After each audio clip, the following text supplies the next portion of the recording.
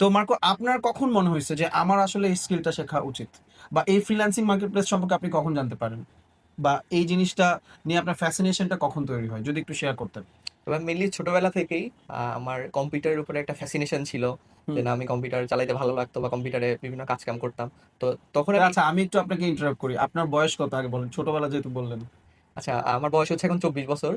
আচ্ছা, এবং মানে 24 বছর, এবং কতদিন এই মার্কেটে কাজ করতেছেন বা ফ্রিল্যান্সিং এ আমি কাজ 2 বছর করতেছেন? ধরে আর কি ফ্রিল্যান্সিং এ কাজ করতেছি। ওকে, তাহলে এখন আবার ছোটবেলা থেকে যদি বলেন হ্যাঁ, প্লিজ। তো ছোটবেলা থেকে আমার একটা ফ্যাসিনেশন ছিল কম্পিউটার নিয়ে। দেন আমি আমার এসএসসি তারপর ডিপ্লোমা ২টাই কম্পিউটার সাবজেক্টের উপরে করি। হুম। এবং পড়াশোনা করতে, করতে তখন আমার মনে হলো যে না আসলে এই সেক্টরে আমার এই স্কিল ডেভেলপ করা লাগে এবং অলরেডি মার্কেট প্লেসে অনেকজন সাকসেসফুলি কাজ করছে।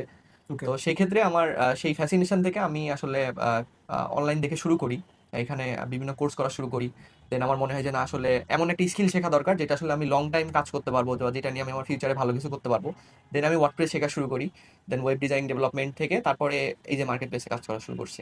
ওকে, আপনি 22 বছর বয়সে মার্কেট প্লেসে কাজ শুরু করেছেন, এবং এখন একটা ইউএস এর এজেন্সিতে রিমোট জবও করতেছেন। এক্স্যাক্টলি।